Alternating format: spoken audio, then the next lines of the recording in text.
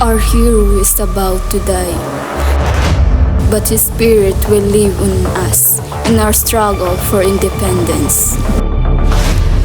Yes, I forgive those who are about to take my life. I die for the sake of my beloved country. May the blood I shed today nourish the seeds of our freedom. I die for the Philippines, but the fight is not over.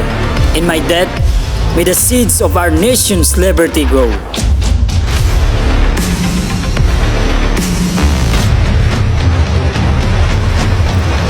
Consumatum es.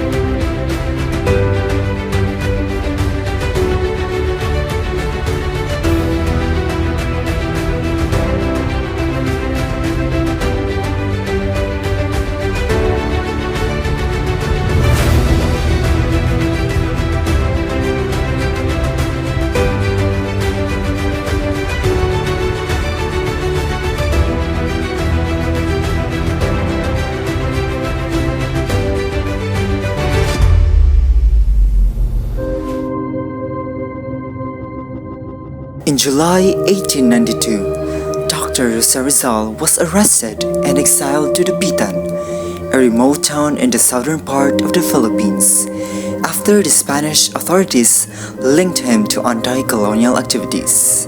During his exile, Rizal remained productive. He established a school where he taught local children, improved the town's water system, and practiced medicine, treating both the wealthy and the poor. He also conducted research, wrote letters to friends and families, and maintained contact with reformist groups in Manila and Europe. 4 years have passed since I was sent to this peaceful yet lonely corner of our country.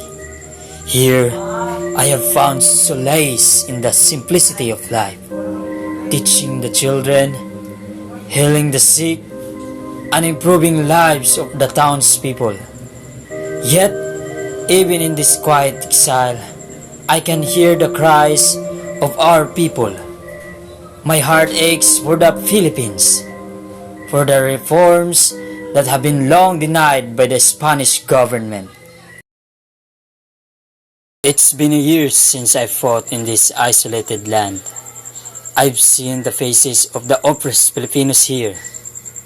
The dreams of a free nation still burn within me.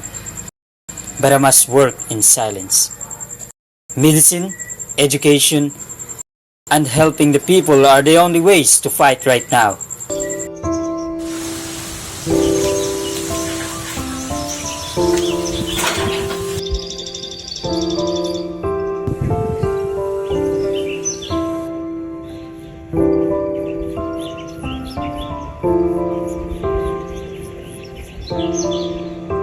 Maestro Rizal, what will you teach us today?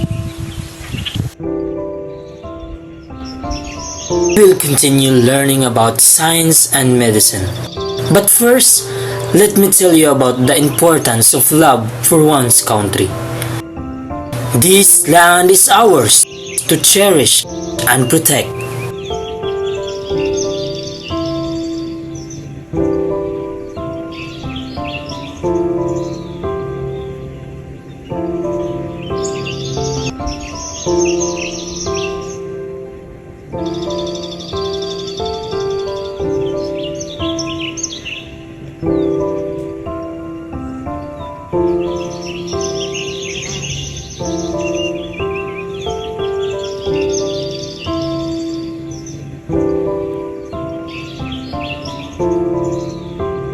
Maestro, thank you for teaching us how to read and write. Your lessons inspire us to dream a brighter tomorrow.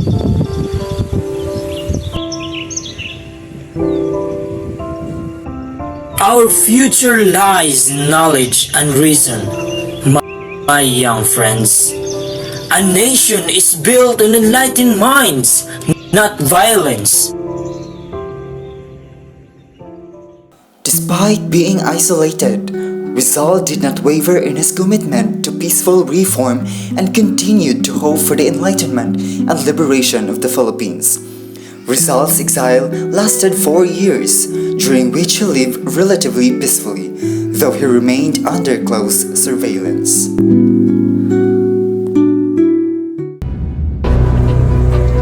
In August 1896, the Katipunan began an armed rebellion against the Spanish colonial government. Despite his lack of involvement in the uprising, Rizal was arrested in his way to Cuba, where he had volunteered to serve as a doctor in the Spanish army during the Cuban War of Independence. The Spanish authorities brought him back to Manila, accusing him of sedition, rebellion, and conspiracy.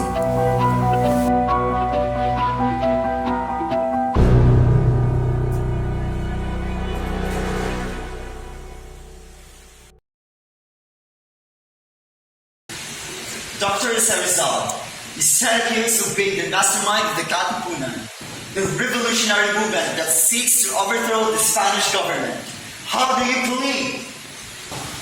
Your Excellency, I am innocent of these charges.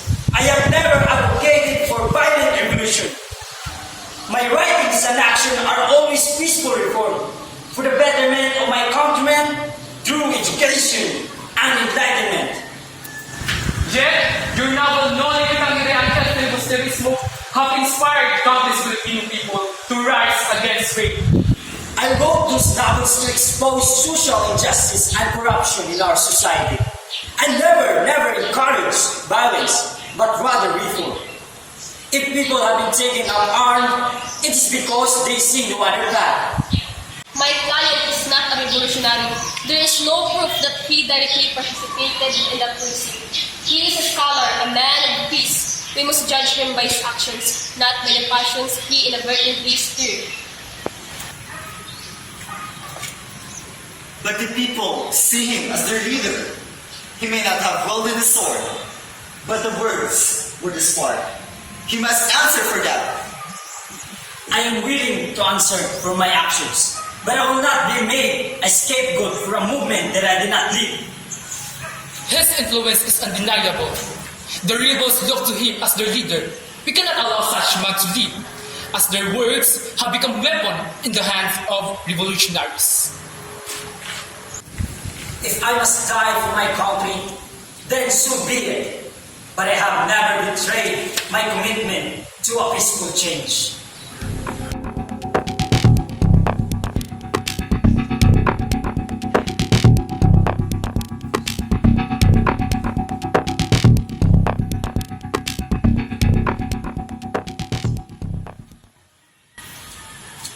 Dr. Rizal, the court finds you guilty of all charges.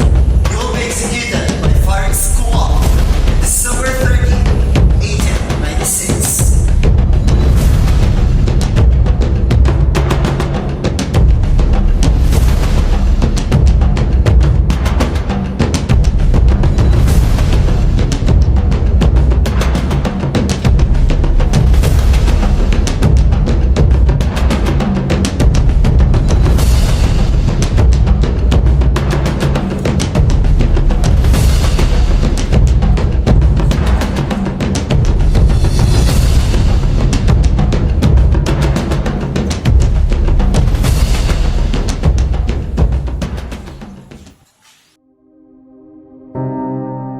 After learning that he would face execution by a firing squad, Jose Rizal entered a state of profound reflection.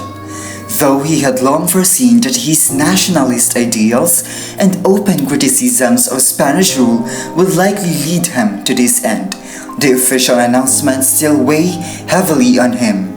Rizal knew that his death would not merely be the loss of one man's life, but would ripple through the Filipino consciousness, sparking questions, sorrow, and perhaps, he hoped, the courage to pursue freedom.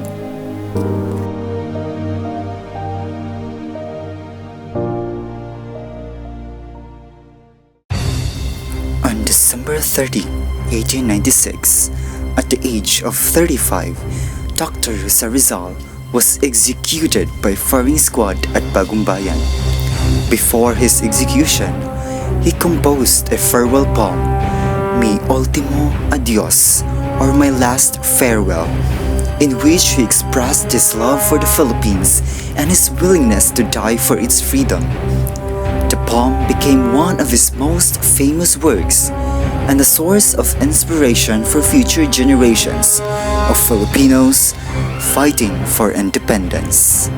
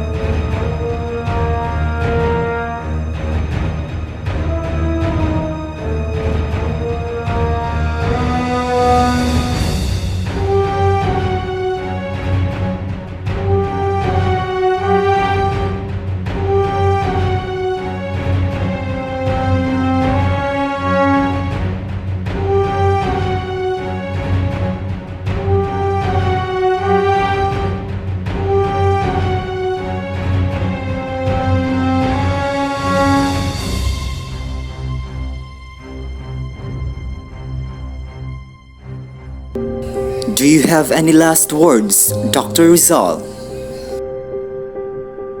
Yes, I forgive those who are about to take my life. I die for the sake of my beloved country. May the blood I shed today nourish the seeds of our freedom. Our hero is about to die, but his spirit will live in us in our struggle for independence. I die for the Philippines, but the fight is not over. In my death, may the seeds of our nation's liberty grow.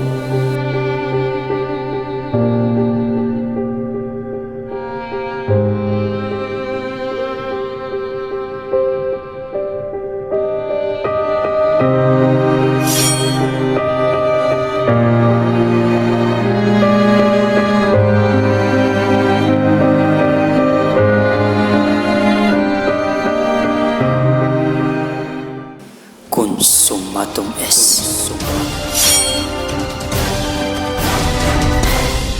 Fire!